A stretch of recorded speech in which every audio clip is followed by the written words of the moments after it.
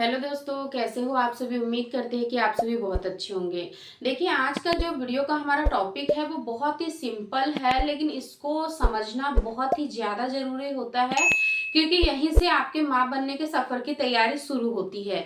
इसीलिए इस चीज़ को आपको समझना उतना ही ज़्यादा ज़रूरी है जिस तरीके से कि आपकी प्रेगनेंसी को पूरे 9 महीने आपको सुरक्षित रखना है ना। तो चलिए, आज के इस वीडियो को हम बिना देर करे शुरू करते हैं। और बहुत ही सिंपल तरीके से मैं आप लोगों को इम्प्लांटेशन की ब्लीडिंग और पीरियड की ब्लीडिंग में अंतर करके बताऊंगी, ताकि आपको बहुत ही आसानी से क्लियर हो जाए और आपके मन में किसी भी तरीके के डाउट ना रहे इस चीज को लेके।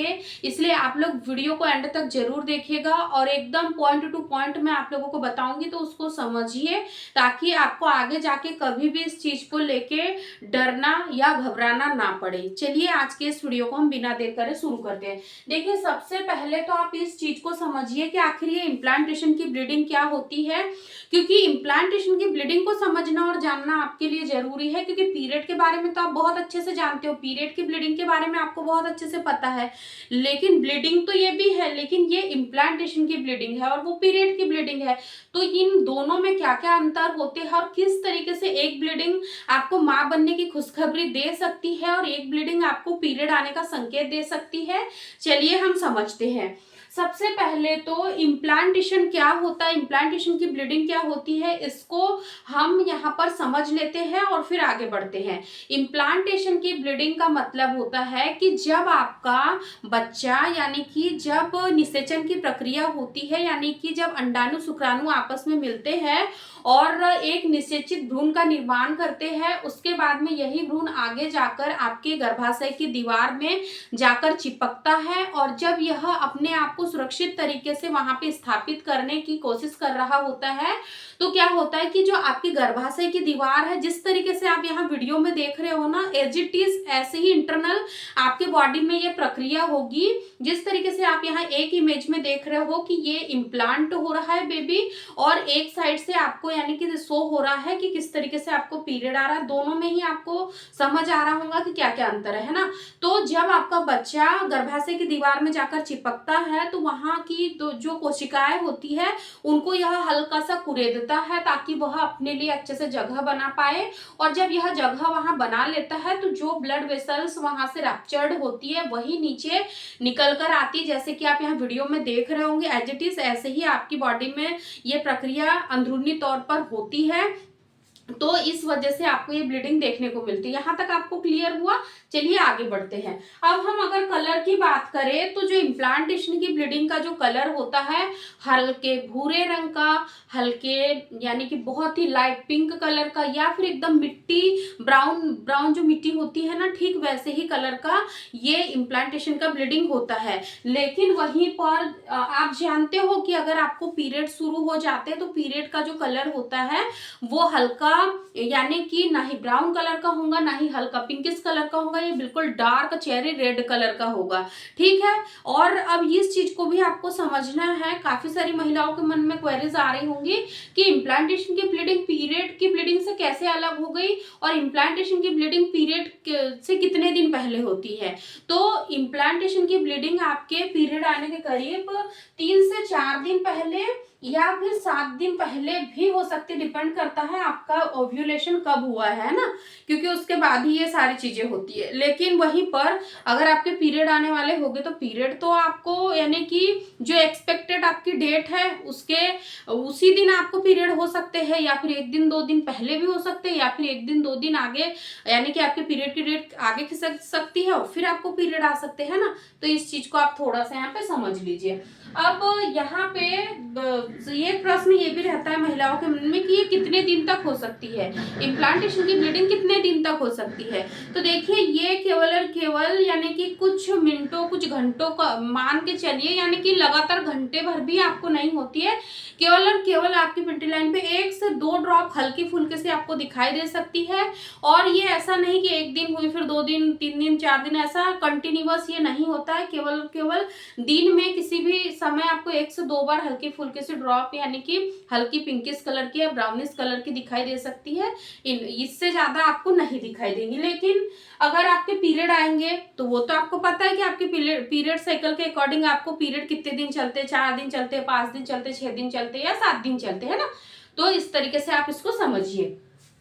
अब थर्ड जो हमारा क्वेश्चन इसमें आता है कि क्या इम्प्लांटेशन की ब्लीडिंग जब होती है उस वक्त क्या हमें पैड की जरूरत पड़ेगी? तो जी बिल्कुल नहीं, आपको यहाँ पे किसी भी तरीके की पेड वगैरह की जरूरत नहीं पड़ती है। जैसा कि मैंने आपको कहा कि बिल्कुल हल्का सा होता है, दाग धब्बा आपको पेंटी लाइन पे दिखाई दे सकता है, बस इससे ज्यादा आपको नहीं होगा और ना ही आपको यहाँ पर किसी तरीके की पैड वगैरह की जरूरत पड़ेगी। लेकिन इसके विपरीत अगर आपके पीरियड आएंगे तो आपको फर्स्ट डे से ही, जैसे ही आपको पता चला कि आपके पीरियड आए हैं, आपको तो तुरंत ही पैड का इस्तेमाल करना पड़ेगा, है ना। तो ये इनमें दोनों में सबसे बड़ा अंतर है।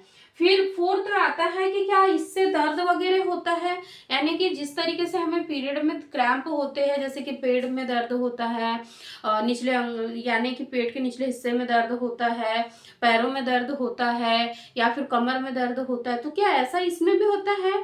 जी बिल्कुल नहीं। यहाँ पर हाँ, एक हल्का सा दर्द आपको महसूस हो सकेगा जब आपका बच्चा गर्भाशय की दीवार में जाकर चिपकेगा ना, उस वक्त आपको बिल्कुल टिंगलिंग सा दर्द हो सकता है, हल्का सा दर्द हो सकता है, चुभन जैसा, मीठी मीठी सी सुई चुभोने जैसा दर्द हो सकता है। जब बच्चा अंदर गर्भाशय की दीवार में धंसता है उस वक्त ही आपको हल्का फुल्का सा दर्द महसूस हो सकता है, इसके अलावा आपको दर्द वगैरह नहीं होता है। रही बात ऐंठन और मरोड़ की, तो ये आपको तब होंगी जब आपका यानी कि बच्चा जब सक्सेसफुली गर्भाशय की दीवार में चिपकने लग जाएगा, आपके शरीर से जब हार्मोन्स का लेवल बढ़ने लग जाएगा आपके शरीर में, उस वक्त पर प्रोजेस्टेरोन हार्मोन्स की बढ़ोतरी के वजह से आपके पेट में अपच की समस्या हो सकती है, यानी कि जो आपका डाइजेशन का प्रोसेस है वो हल्का सा स्लो हो सकता है। उस वक्त पर आपको हल्की सी ऐंठन वगैरह हो सकती है, अपच वगैरह हो सकती है, यानी कि पेट में ब्लॉटिंग वगैरह हो सकती है। लेकिन पीरियड में इसके विपरीत, कि पीरियड आने वाला होगा उससे पहले ये सारी चीजें होंगी और जैसे ही पीरियड आ जाएगा उसके बाद में भी 2 से 3 दिन तक आपको पेट में दर्द, कमर में दर्द, ऐंठन वगैरह ये हो सकती है। ठीक है, इसके साथ ही साथ अब क्या करना चाहिए, यहाँ पर सबसे बड़ा सबसे इम्पोर्टेंट क्वेश्चन यही आता है कि अब क्या करें। ब्लीडिंग तो हमें हो गई, लेकिन अब हमें क्या करना चाहिए। तो देखिए डियर, अगर ये चीजें आपके साथ हो रही है और आपने अनप्रोटेक्टेड रिलेशन बनाया था, ठीक है, आप बिल्कुल 100% यानी कि इस चीज को एक्सपेक्ट कर रहे हो कि मुझे प्रेगनेंसी हो जाएंगी, आपने हर वो चीज टाइम टू टाइम की थी जिससे कि आपको प्रेगनेंसी हो जाए, ठीक है। अब उसके बाद में ये चीजें हो रही है तो आपको पता है कि यानी कि इन दोनों में आपने अंतर को समझ लिया और आपको एहसास हो रहा है कि ये इम्प्लांटेशन की ही ब्लीडिंग है। तो अब यहाँ पे 4 से 5 काम जो कि आपको टोटली अवॉइड कर देना है, जिससे कि आपका जो इम्प्लांटेशन है वो आगे जाके यानी कि खराब नहीं होगा, बिल्कुल आपको प्रेगनेंसी टेस्ट पॉजिटिव देखने को मिलेगा। तो यहाँ पे सबसे पहला काम जो कि आपको नहीं करना है वो आपको अपने पार्टनर के साथ बिल्कुल भी इंटीमेट नहीं होना है। अगर ब्लीडिंग वगैरह भी हो जाती है या नहीं भी होती है फिर भी आपको इंटीमेट नहीं होना है। सेकंड, आपको ज्यादा भारी भरकम सामानों को इधर से उधर नहीं करना है। और थर्ड और सबसे मोस्ट इम्पोर्टेंट चीज कि अभी जैसे कि बारिश का मौसम है, ठीक है, और बारिश में आपको पता है कि बाहर जब बारिश होती है तो कीचड़ वगैरह, फिसलन वगैरह ये सारी रहती है। तो जहाँ बहुत ज्यादा क्राउड है, मार्केट वाला एरिया, ऐसे एरिया में आपको यहाँ इन दिनों जाने से थोड़ा सा अवॉइड करना है, क्योंकि आपको पता है जितना ज्यादा क्राउड होता है, जितना ज्यादा फिसलन वगैरह होती है, तो यानी कि हम अपने तरफ से क्यों ऐसे कोई गलतियां करें, है ना, जिससे कि हमारे गर्भ को कोई नुकसान पहुंचे। इसलिए आप भीड़ भाड़ वाली जगहों पर जाने से बचिए, ट्रैवल को थोड़ा सा अवॉइड करिए। और फोर्थ चीज, आपको यहाँ पर ज्यादा स्पाइसी चीजों को नहीं खाना है। अगर जितनी यानी कि अगर आपको बहुत ज्यादा क्रेविंग वगैरह भी होती है तो कोशिश करिए कि घर का बना हुआ ही खाए, लेकिन बाहर का थोड़ा सा अवॉइड करें, ठीक है।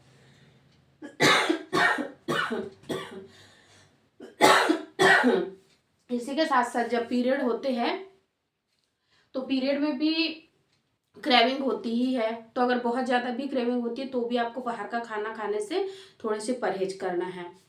अगर बहुत ज़्यादा दर्द वगैरह होता है तो कोशिश करिए कि डार्क चॉकलेट वगैरह लीजिए, यानी कि खाइए, लेकिन बाहर का जंक फूड अवॉइड करिए। आई रियली होप कि आपको आज का वीडियो जरूर पसंद आया होगा। वीडियो पसंद आया तो लाइक शेयर जरूर करें, और आपको अगर हमारे वीडियो से संबंधित कोई भी सवाल पूछना है तो आप कमेंट बॉक्स में पूछ सकते हो। धन्यवाद।